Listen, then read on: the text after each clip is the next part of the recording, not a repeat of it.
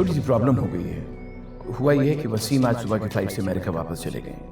हम अपनी बेटी का रिश्ता खुद तलाश कर लेंगे, समझा? आज से आप अपना घर संभालें और मैं अपना घर संभालूं, बस। आज बदलते वक्त में अमजद ने मेरे सलूक, मेरी मोहब्बत, मेरे रवैयों की कोई भी लाज नहीं रखी कि सब मेरी तरफ से आजाद हैं, जैसे चाहें अपनी जिंदगी गुजारें।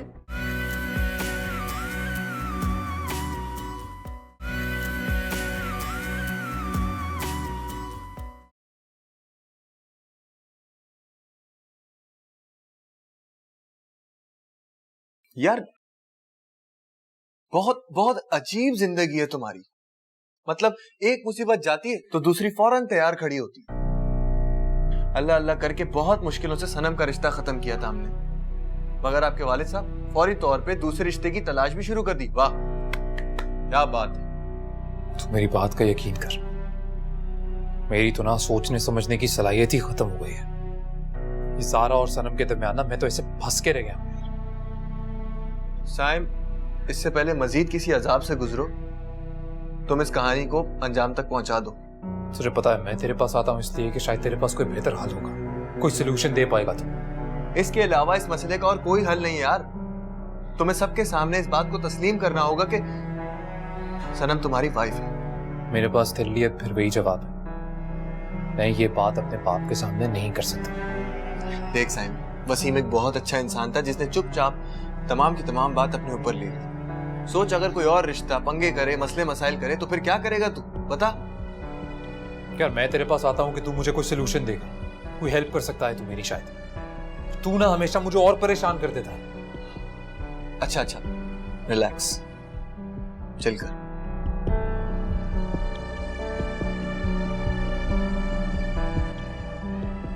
आई कैसे भाई? तशरीफ लाई।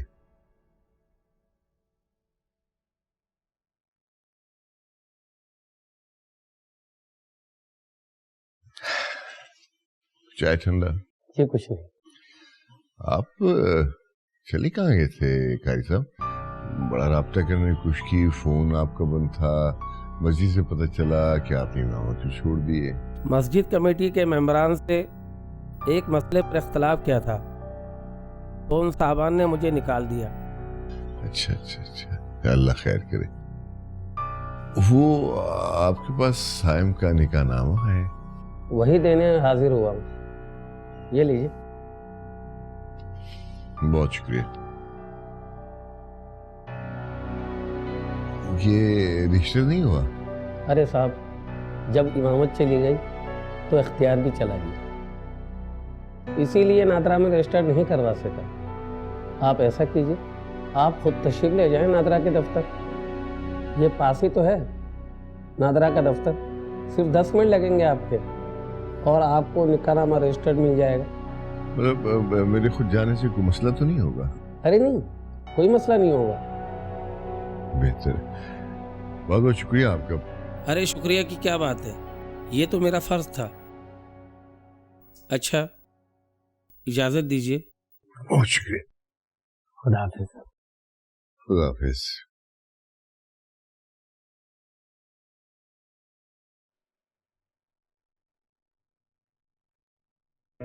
इस दफा गलती हो गई ना आपसे, गलत हो गया ना आपका फैसला। आप जितने भी ज़हीन होंगे, बहरहाल हैं तो इंसान ही ना, और इंसान से गलती हो सकती है। अब अगर ये कहा जाए कि आप अक्ले कुल हैं तो भी ऐसा तो नहीं हो सकता।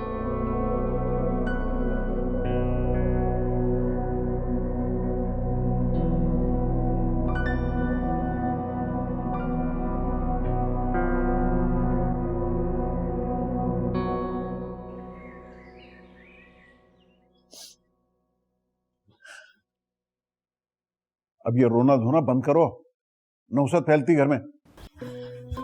अरे क्या हुआ अम्मी, आप रो क्यों रही हैं?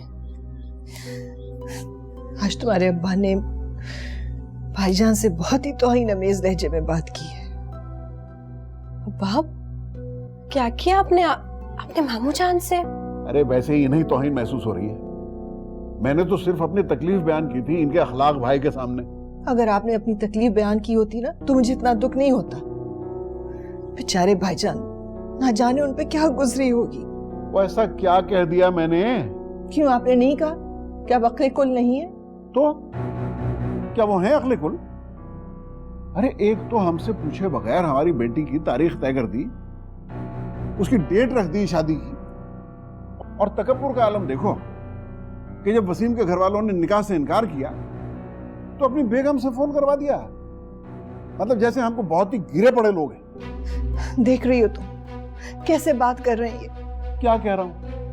क्या तुम्हारे भाई को हर मामले में टांग अड़ाने की आदत नहीं है? हर फैसला मुसल्लत करते रहते हैं खानदान के ऊपर अपना।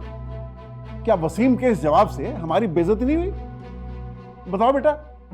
अब्बा देखिए, मामू जान हमारे मोहसिन है, हमसे प्यार करते, इतना ख्याल रखते हैं वो हमारा, और अगर वसीम ने इनकार कर दिया तो इसमें मामू जान का क्या कसूर है?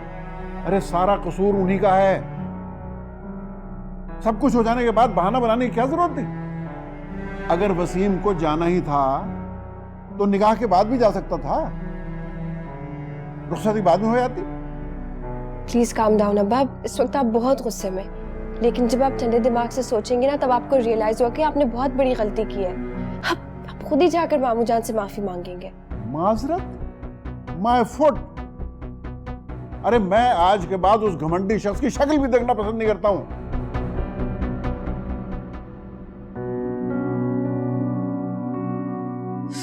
देखा तुमने किस तरह से बात कर रहे थे भाईजान के बारे में? अच्छा रोना तो बंद करिए। आपको पता है ना कि अब्बू का गुस्सा बस 2-3 दिन का होता है, उसके बाद जब उनका गुस्सा ठंडा हो जाएगा तो उनको अपनी गलती का एहसास हो जाएगा, फिर ना रोने लग जाती हैं। अच्छा नहीं रोए ना प्लीज। सायम, आज तुम्हारे अब्बा बड़ी सख्त ज़हनी अजियत में मुब्तला है बेटा। वसीम के इनकार की वजह से? नहीं, वो तकलीफ तो वो झेल गए थे, लेकिन तो फिर क्या बात है? आज अमजद मियां आए थे, निहायत गुस्से में थे। तुम्हारे अब्बा से कह के गए कि वो आइंदा उनके किसी मामले में बिल्कुल मुदाखलत ना करें। फूफा जान ने ऐसा कहा? उनका कहना था कि तुम्हारे अब्बा की वजह से उनकी बेइज्जती हुई है। तुम्हारे अब्बा ने माजरत भी की उनसे, लेकिन वो तो पता नहीं क्या उनके ऊपर धुन सवार थी कि बोले चले गए और फिर उसके बाद चले गए सब कुछ कह के। ये तो गलत बात है। बस बेटा, उनके जाने के बाद तुम्हारे अब्बा की जो हालत हुई है उसको देखकर मुझे डर लग रहा है कि अल्लाह ना करे उनको कुछ हो ना जाए। बेटा आप फिक्र नहीं करें, कुछ नहीं होगा। अल्लाह करे ऐसा ही हो।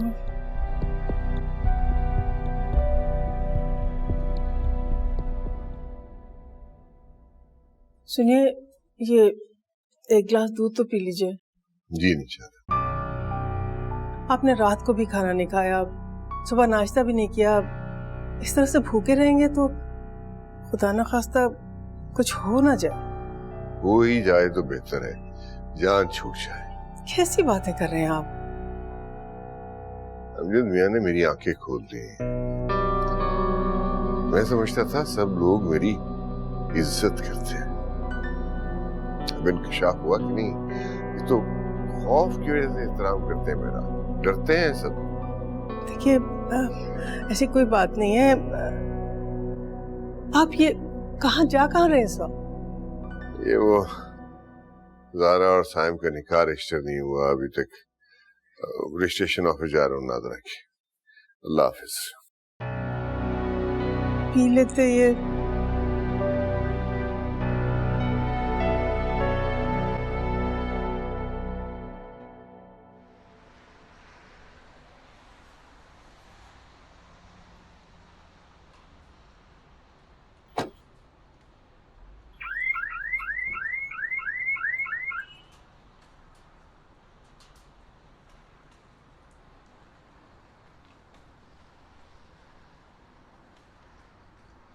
अस्सलाम वालेकुम अंकल।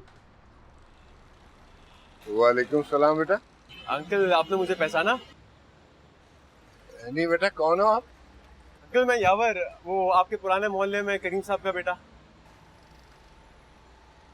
करीम साहब जो कस्टम में थे? जी जी बिल्कुल। अंकल आप यहाँ किसी काम से आए हैं? अरे बेटा ये अपने बेटे का निकाह नामा के इंदराज कराने आया था। तो आप मुझे दे दीजिए, मैं करवा देता हूँ। अरे बेटा आपको खामखा तकलीफ होगी। अरे अंकल इसमें तकलीफ की क्या बात है, ये काम है मेरा, एजेंट हूँ तो बस यही सब करवाता हूँ। अच्छा अच्छा भाई, फिर लेकिन मैं फीस जरूर दूंगा। अच्छा चले, वो सब बाद में देख लेंगे, आप मुझे अभी डॉक्यूमेंट दे दीजिए। अंकल आप वहाँ छाव में जाके खड़े हो जाए, मैं बस 5 मिनट में आया। ठीक है चल।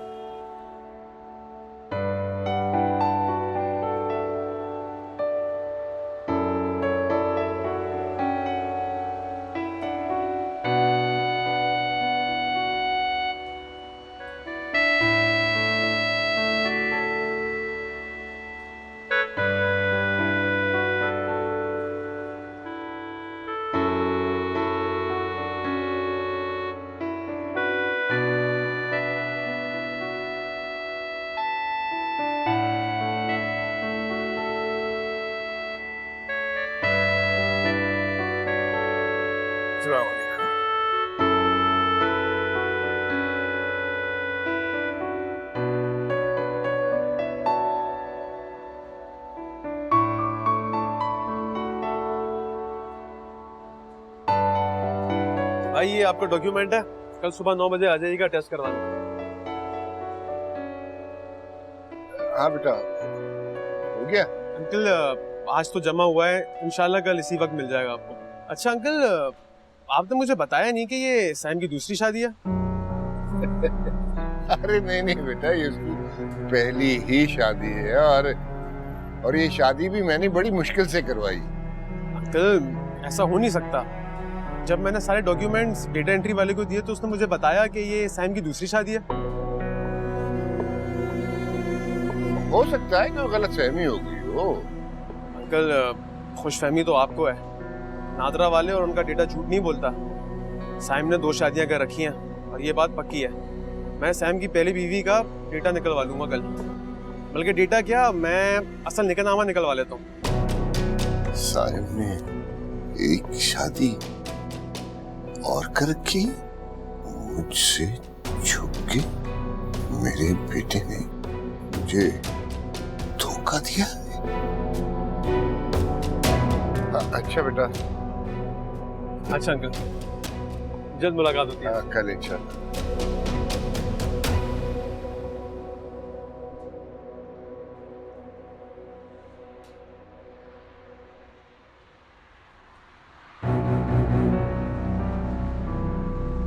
आपने मुझे बताया नहीं कि ये सैम की दूसरी शादी है। जब मैंने सारे डॉक्यूमेंट्स डेटा एंट्री वाले को दिए तो उसने मुझे बताया कि ये सैम की दूसरी शादी है। नादरा वाले और उनका डेटा झूठ नहीं बोलता। सैम ने 2 शादियां कर रखी हैं और ये बात पक्की है।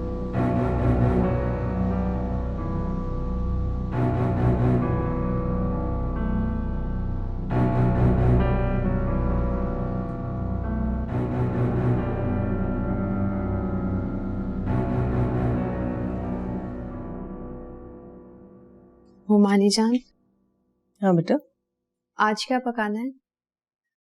कुछ भी पका लो बेटा, बस गोश्त ना पकाना। फिर चिकन बना लेती हूँ। नहीं नहीं, चिकन खा खा के दिल भर गया, कोई दाल वाल पका लो। ठीक है, फिर ऐसा करती हूँ माश की दाल बना लेती हूँ। और फिर उसके साथ रायता और पुदीने की चटनी बना लेना, तुम्हारे मामू को बहुत पसंद है। ठीक है।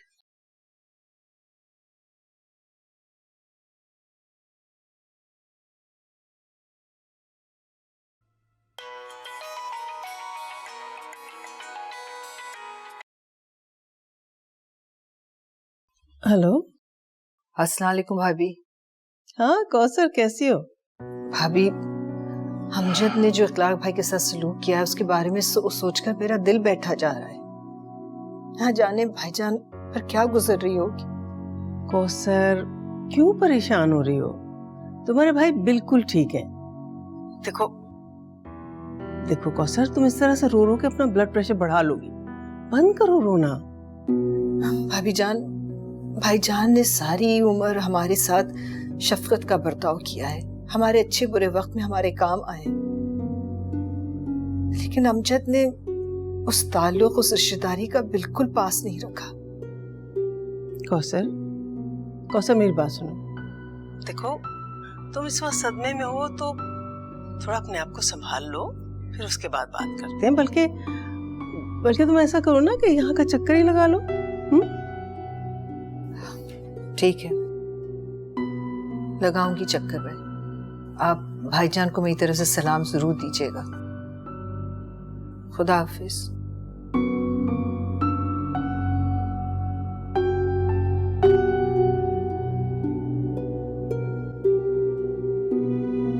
कौसर, मैंने तुम्हारी और समीना भाभी की सारी बातें सुनी है। देखो, मैं ये मानता हूं कि अखलाक भाई ने हमेशा हमारा साथ दिया है, हमेशा हमारी मदद की है, लेकिन एक बात तुम्हें भी माननी पड़ेगी कि उनकी इस मोहब्बत और शफकत के पीछे एक खुदपसंद इंसान छुपा हुआ है। ऐसे बिल्कुल नहीं है भाईजान। ऐसे ही हैं तुम्हारे अखलाक भाई। वो हर वक्त अपनी वाह वाह सुनना चाहते हैं, तारीफ सुनने की आदत पड़ गई उन्हें। अरे भाई, सुरैया जब बेवा हुई तो उठा के उनको अपने घर ले आए। वो सिर्फ इसलिए ले आए कि दुनिया वाह वाह करेगी कि क्या आदमी है साहब। अपनी बीवी से पूछना तक गवारा नहीं किया कि भाई तू क्या चाहती है। ये क्या कह रहे हैं आप? बिल्कुल ठीक कह रहा हूं। वो एक इंतहाई मगरूर और डिक्टेटर किस्म का आदमी है जो हर वक्त सिर्फ हुक्म सादिर करना चाहता है। वो ये चाहता है कि हर बंदा उसकी बात माने। तुमने देखा नहीं सायम और समीना भाभी कितना डरते हैं उनसे। मजाल है कोई उनकी बात टाल सके। सायम की शादी जबरदस्ती ज़ारा से कर दी, पूछने की जहमत तक गवारा नहीं की बेटे से कि तू क्या चाहता है। ये उनका जाती मामला है। अरे हम भी रिश्तेदार हैं उनके, हमारी भी आंखें हैं, हम भी देखते हैं। मैंने आज तक सायम और समीना भाभी को उनसे हंसते मुस्कुराते दिल की बात करते नहीं सुना। हाँ, देखा तो मैंने भी नहीं है, लेकिन भाईजान इजाफी गुफ्तगू पसंद नहीं करते। यही तो तकब्बुर है उनका। वो अपने आप को हरफे आखिर समझते हैं कि उनसे ज्यादा अक्लमंद ही कोई नहीं है। और जिस शख्स से उसकी बीवी और उसका बेटा दिल की बात ना कर सके, उससे ज्यादा बदनसीब शख्स कौन हो सकता है? हाँ, मैं भी कभी उनसे दिल की बात नहीं कर सकती। खौफ रहता है कि कहीं वो खफा ना हो जाए। हाँ, तो ठीक कहा ना मैंने।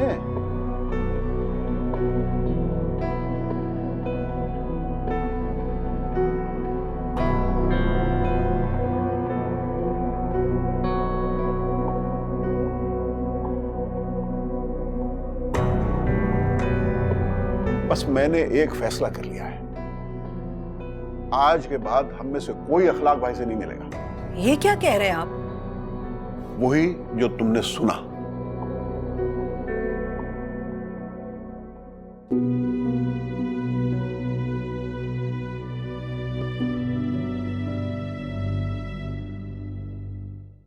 अब अब्बा और मामू जान के ताल्लुकात ख़राब हो जाएंगे।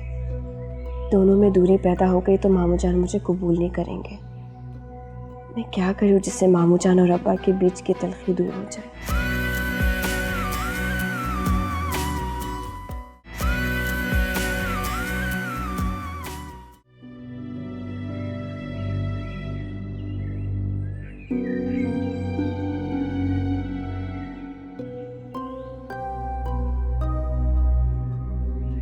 अस्सलाम वालेकुम मामू जान। वालेकुम सलाम बेटा, कैसी हो? मैं ठीक हूँ, आप कैसे? यूनिवर्सिटी से आ रही हो? जी बेटा एक बात बताओ सनम, आप मुझसे डरती हो? जी मामू जान। क्यों बेटा? मैंने कभी आपको मारा नहीं, डांटा नहीं, फिर आप मुझसे क्यों डरती हो? वो सब घर वाले आपसे बहुत डरते हैं ना, बस शायद यही डर मेरे दिल में भी बैठ गया है।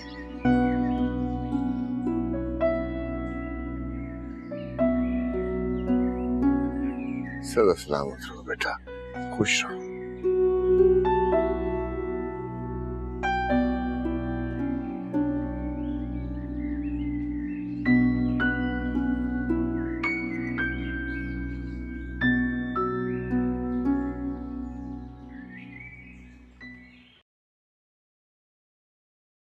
अस्सलाम वालेकुम अब्बा। वालेकुम सलाम। अब्बू वो मुझे अखलाक मामू मिले थे बाहर। बाहर? जी, उन्होंने मुझसे बहुत अजीब सा सवाल पूछा। अब पूछने लगी कि क्या मैं उनसे डरती हूँ कि नहीं।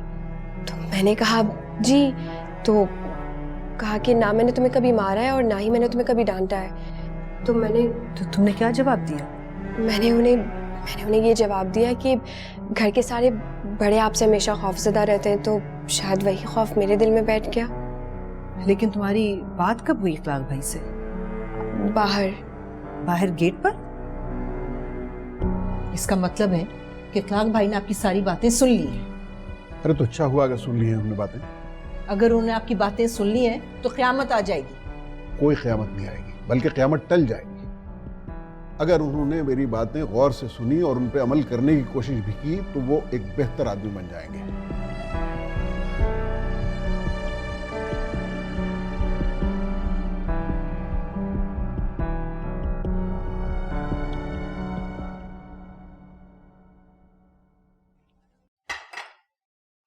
सारा, बेटा खाना बन गया?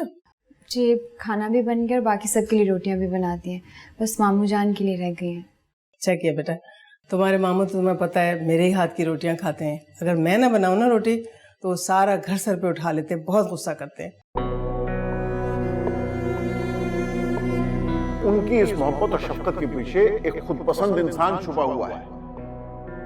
वो एक इंतहाई मगरूर और डिक्टेटर किस्म का आदमी है जो हर वक्त सिर्फ हुक्म सादिर करना चाहता है। वो चाहता है कि हर बंदा उसकी बात माने। तुमने देखा नहीं सायम और सुनीना भाभी कितना डरते हैं उनसे। मजाल है कोई उनकी बात टाल सके। और जिस शख्स से उसकी बीवी और उसका बेटा दिल की बात ना कर सके, उससे ज्यादा बदनसीब शख्स कौन हो सकता है?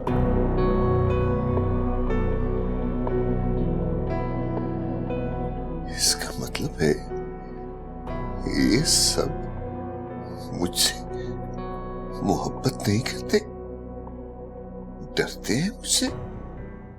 मैं ये रख कर आती हूँ। हाँ ठीक है।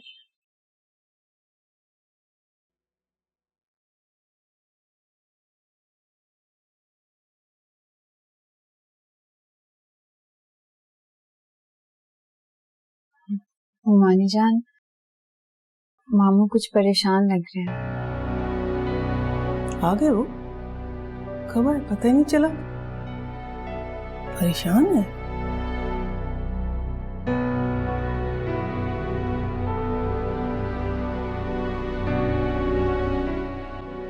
मैं जाकर देखती हूँ। अगर कल यावर मुझे साइम का पहला निकाहनामा निकलवा कर देता है तो ये बात मुझे मान लेनी होगी कि मेरे सब रिश्तेदार मेरी इज्जत मेरे खौफ से करते हैं, वरना साइम इतनी बड़ी बात मुझसे न छुपाता, कभी न छुपाता। आप आ गए? मैं बाकी खाना भी जल्दी से लगवाती हूँ। लाती हूँ।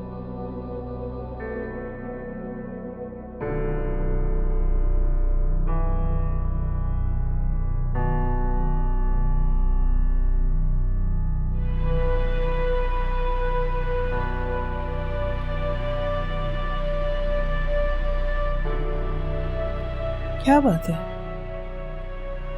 कोई परेशानी है आपको?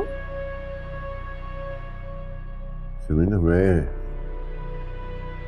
ज़ारा का निकाह रिश्ते करवाने नादरा के दफ्तर गया था। वहाँ जो मेरा जानने वाला एजेंट है उसने मुझे बताया कि साइम एक निकाह पहले कर चुका है। ये क्या कह रहे हैं आप? जब उसने मुझे बताया तो मुझे भी यकीन नहीं आया। नहीं, ये नहीं हो सकता। मेरा साहिम ऐसा कर ही नहीं सकता। यकीनन उस एजेंट को कोई गलतफहमी हुई है। अल्लाह करे ये गलतफहमी ही हो। उसने तो बड़े दावे से कहा है कि वो सैम का पहला निकाहनामा निकाल के दिखाएगा। मैं मान ही नहीं सकती। मैं मान ही नहीं सकती कि वो ऐसी हरकत कर सकता है। और अगर ऐसी वैसी कोई बात होती तो मुझे अंदाजा होता ना। अल्लाह करे आपका ये दावा सच्चा हो, वरना साइम ने तो जैसे मेरी कब्र ही खोद दी है। मैं बर्दाश्त नहीं कर सकूंगा ये बात। कैसी बातें कर रहे हैं आप? अल्लाह आपकी उम्र दराज करे, मेरी उम्र भी आपको लग जाए। खामखा किसी ऐरे गैरे की बातों पर यकीन कर लिया आपने। छोड़े ना, क्यों दिल खराब कर रहे हैं अपना? चलिए साइम को आने दें, शाम को मैं खुद उससे बात करूंगी। बस अब खाना खाया। समीना, एक बात का ख्याल रखिएगा, किसी भी सूरत में इस बात का जिक्र सुरैया से न कीजिएगा। जब तुम बर्दाश्त नहीं कर सकेगी, कुछ हो जाएगा उसे। क्यों फिक्र करते हैं आप? मैं किसी से इसका जिक्र नहीं करूंगी। और आप भी अपना मूड ठीक करें। सुरैया कह रही थी कि भाईजान कुछ परेशान लग रहे हैं और गुस्से में भी हैं। बस खाना खाइए। खाने को जी नहीं है मेरा। अरे थोड़ा रेस्ट करो।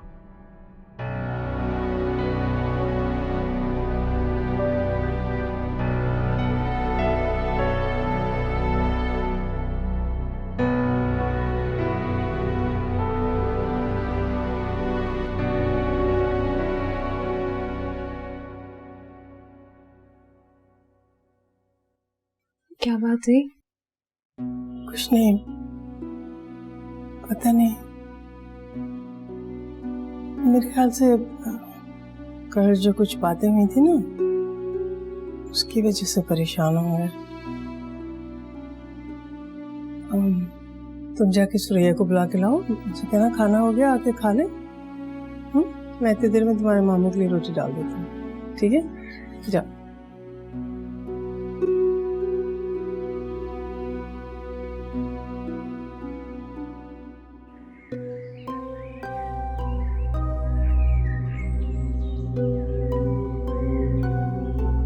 ये क्या नया मसला खड़ा हो गया? अब्बा ने पहले ही मामू जान के मुंह पर ऐसी बातें की जो मामू जान बर्दाश्त नहीं कर सकते। अब अब्बा और मामू जान के ताल्लुकात खराब हो जाएंगे। दोनों में दूरी पैदा हो गई तो मामू जान मुझे कबूल नहीं करेंगे। मैं क्या करूं जिससे मामू जान और अब्बा के बीच की तलखी दूर हो जाए?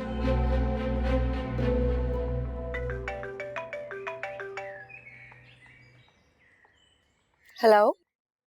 Happy birthday to you. Happy birthday, wife. Thank you and thank you.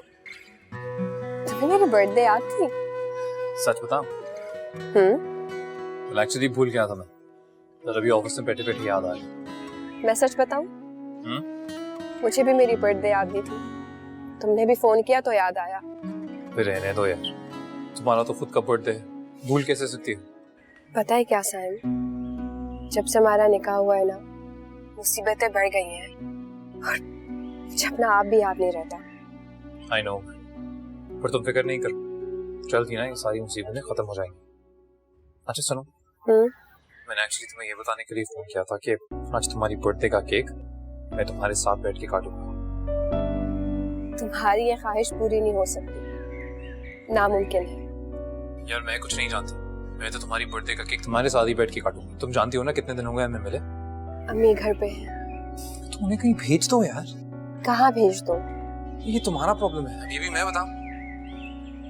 मैं आज ना ये केक तुम्हारे साथ ही काटूंगा बस। अच्छा ठीक है, मैं कुछ करती हूँ। बाय।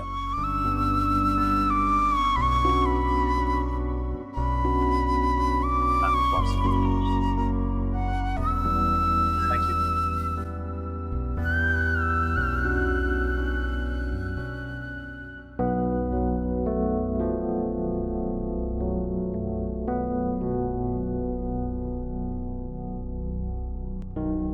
क्या बात है अम्मी, परेशान है आप?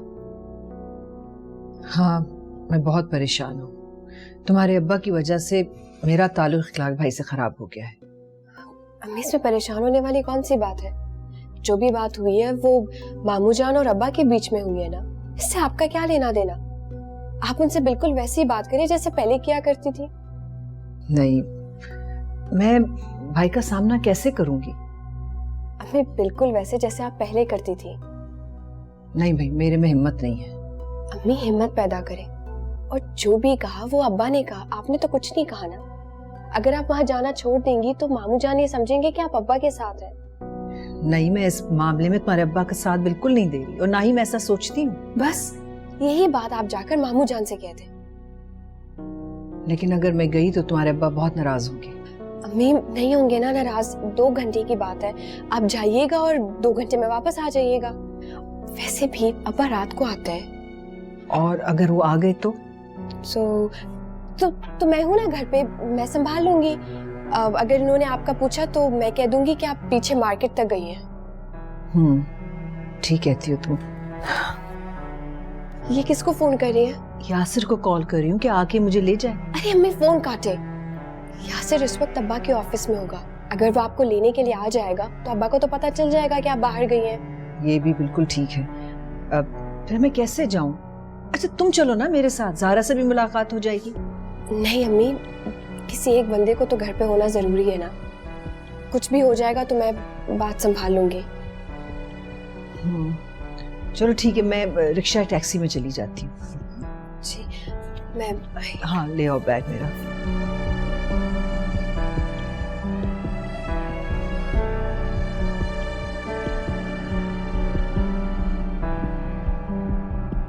थैंक यू बेटा। अच्छा, खुदा हाफिज। खुदा हाफिज।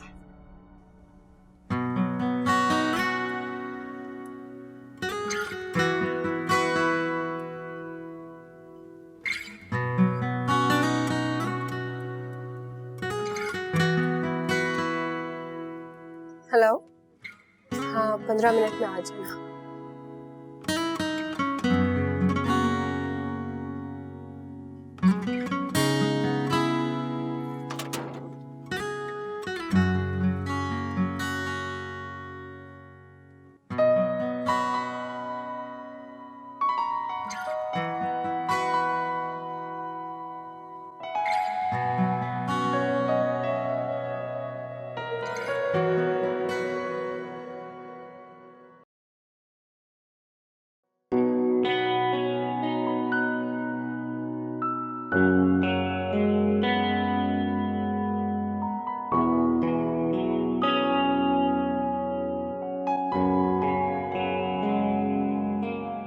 Hey, happy birthday again. ये सब क्या है? ये तुम्हारी बर्थडे का केक है और ये तुम्हारे लिए ऐसे छोटे मोटे कुछ तोहफे। Thank you. ऐसे क्या देख रहे हो? मैं देख रहा हूँ, अच्छी लग रही हो। सिर्फ अच्छी लग रही हो? नहीं, इनफैक्ट बहुत अच्छी लग रही हो। केक काटने से पहले कि कोई आ जाए। हाँ चलो, एक काटते हैं।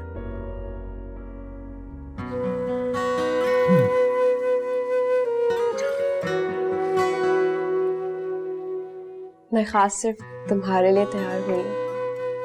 Thank you. मैं छुरी लेकर आ।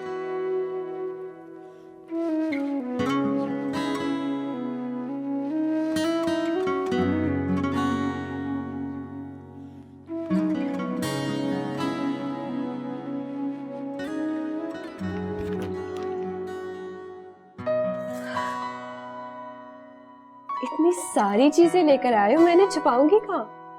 छुपाने की क्या जरूरत है? अम्मी अब्बू पूछेंगे तो क्या कहूंगी? कह देना कि मैं लेके आया। अच्छा, मैं उन्हें बताऊं कि साइम मेरे लिए इतनी सारी चीजें लेकर आया। साइम को सनम की बर्थडे सेलिब्रेट करनी थी तो वो ज़ारा को क्यों नहीं लेकर आया? और बर्थडे अकेले में क्यों सेलिब्रेट की? बोलो। यू राइट, सॉरी मैंने इस बारे में सोचा नहीं। सोचा करो। ये काट। Oh sorry. It's your birthday. I know.